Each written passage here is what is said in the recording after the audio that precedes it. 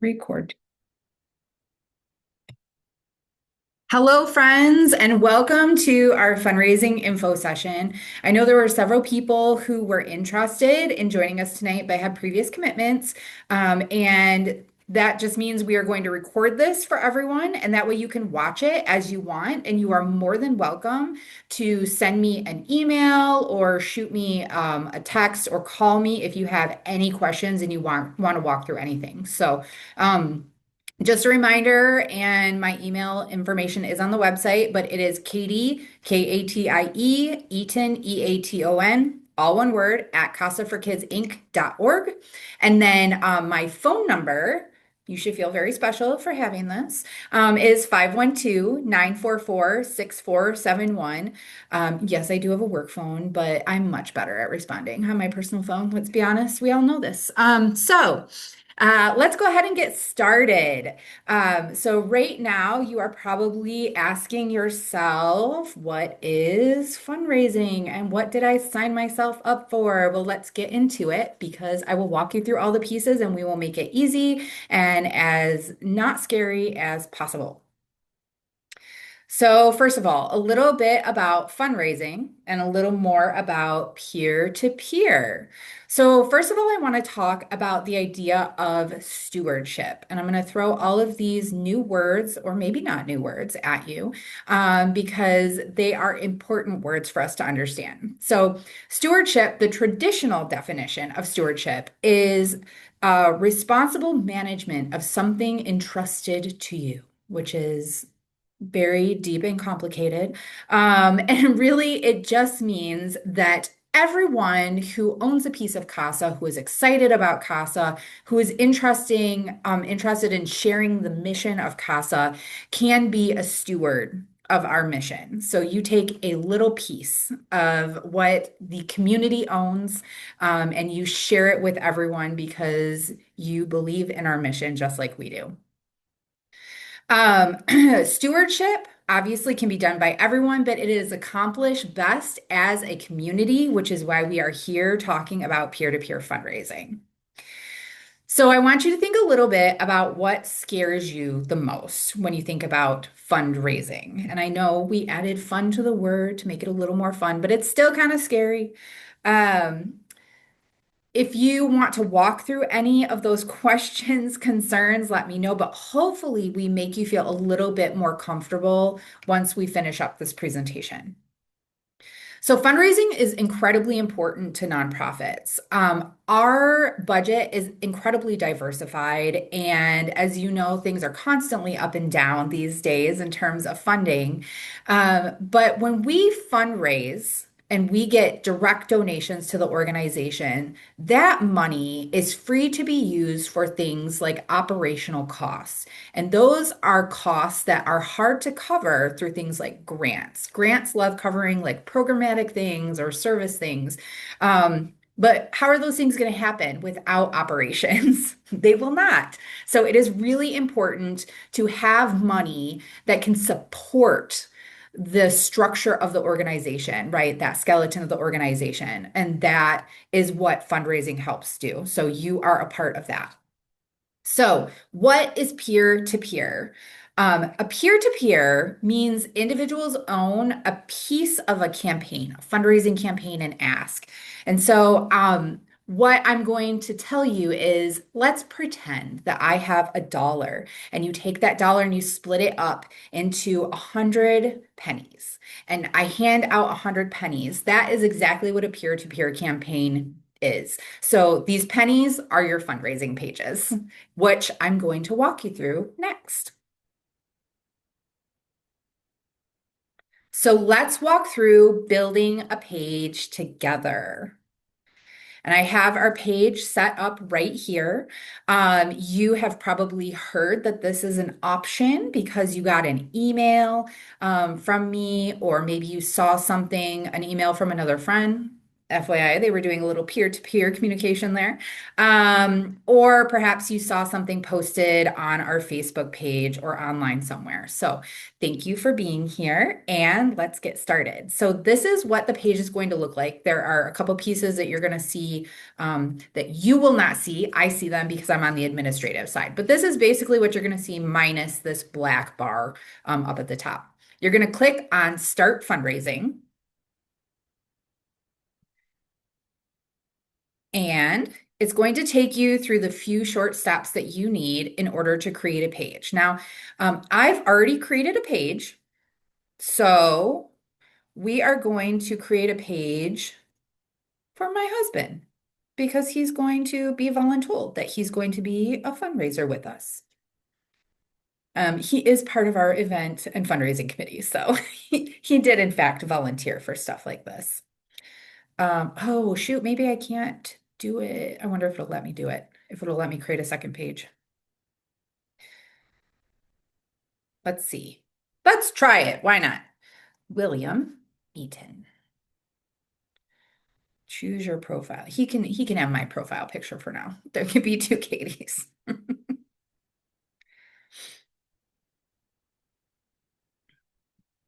All right. Well, at least it's letting me walk through it. So even if it doesn't create it, you will see how this works. So next is going to take you to a tell your story page. We have given you language already. You are welcome to just leave that language in there. You are welcome to personalize it. That is totally up to you. You can see that there is a fundraising goal section here. It automatically defaults to $1,000. You do not have to set your goal at $1,000. You can set it at, say, $500. Maybe that feels less scary to you. You can set it at $250. You can set it at whatever you want. Maybe you want to shoot for the stars and set it at $5,000. I don't know. I'm going to say you go, girl, if that is you. So we have the headline here, we have a secondary headline, and then we have the personal story for this cause. This is just a general story about CASA. Again, you are welcome to change it. You are welcome to leave it the same. Know that this does come to me, just me. I'm the only one who reviews it for review. So if you do change the story, then I get to look it over, make sure it falls within our guidelines so that we make sure that we are all sharing the same message. And then I get to approve it for you. So that way you can start fundraising. So I'm going to click next. I'm not going to change the story at all.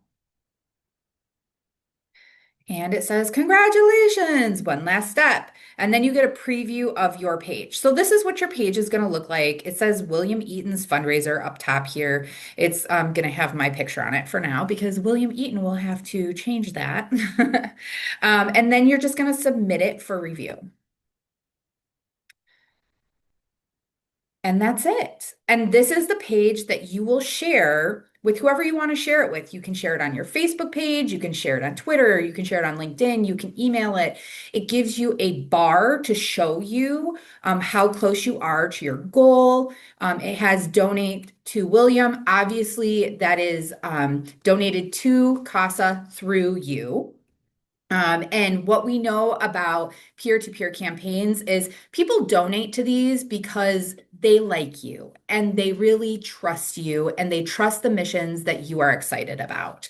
And so use that to your advantage. People are excited about supporting you. Do not be nervous about it. People love supporting, especially at this time of year.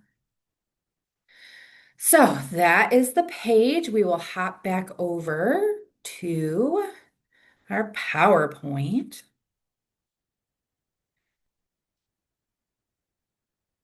So we have the page complete now.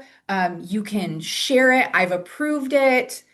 Now what do we do? So sharing is caring. We want to share everything at this point. So what we will do for you is we will have a Google Drive that will be accessible to you. And I will pull up an example of that.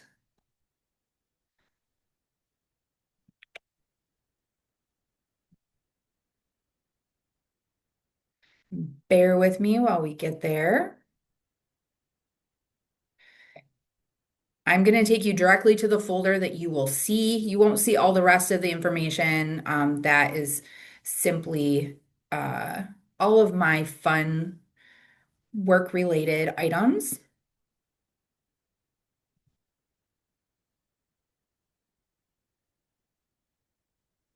She's moving slow tonight, and that is okay. It is almost 6:30 on a Thursday night. Me too.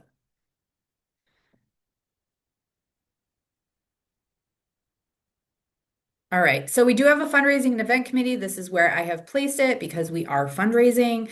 And this is the folder that if you have signed up for the peer-to-peer campaign, you will have access to. It is called peer-to-peer tools. And within peer-to-peer tools, you will have copy and paste language. So we will have language in there for texting, for emailing, language that you can use on social media that is outside of like the general posts. We will have social media posts for you that you can simply like download and share on any of your social media platforms.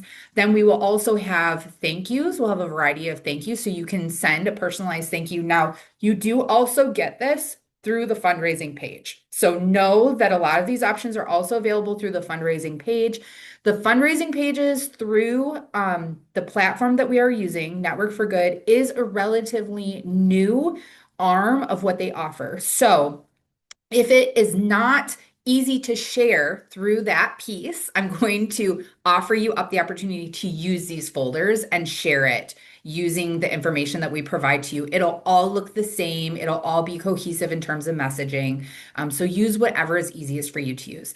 And then the last thing, which I don't have in here yet, but will be in here, will be a suggested calendar timeline for you so that if you are someone who really needs like due dates, and targets, then I'm going to help you with that by giving you a calendar that shows you suggested days to post or how often you should post or when you can reach out to family members via texting or email. So that way you just have a little bit of help that way.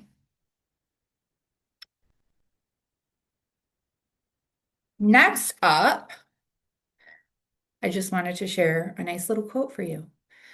So all of the slides that you see here are actually a representation of what this campaign is going to look like. I wanted you to have an idea, a visual of what we are sharing this year. So this is all going to look very familiar when you get into the social media posts, all of the media that we create for you. But I just want to share this lovely little quote. No dream is too big for a child who dares to believe in it.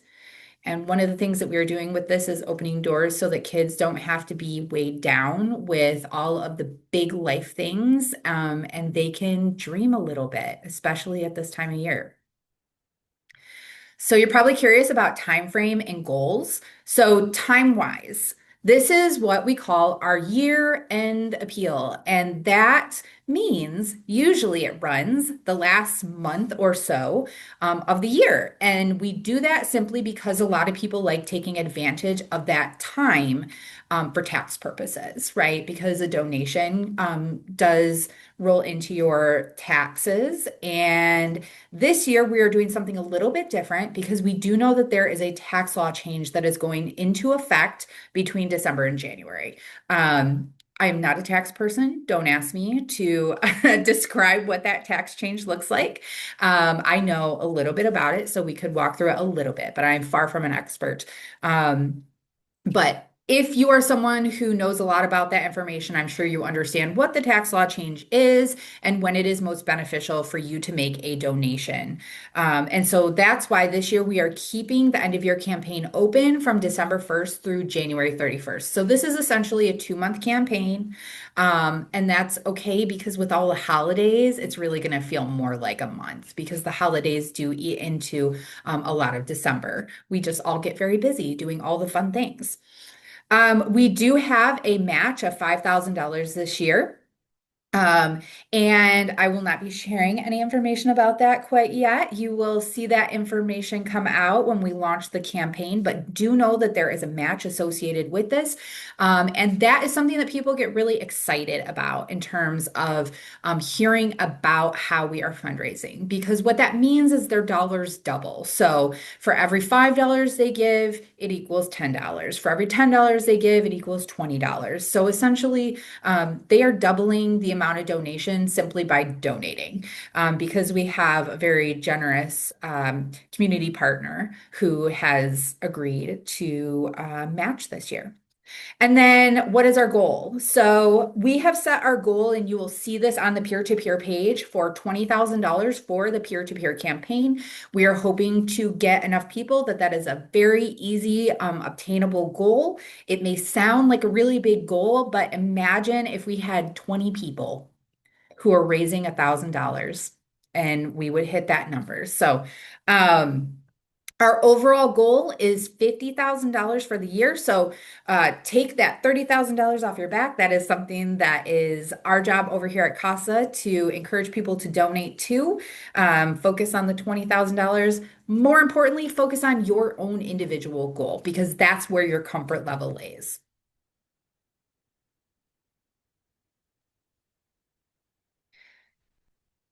And what are we doing about community and competition?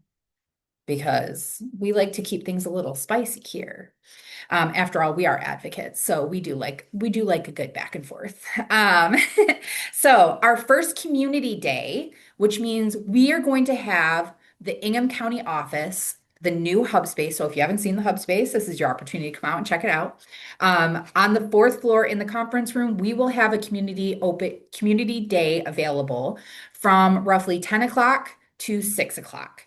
We can do it a little bit later if I hear that people can't come and they want to come and spend the evening with us. I'm happy to stick around.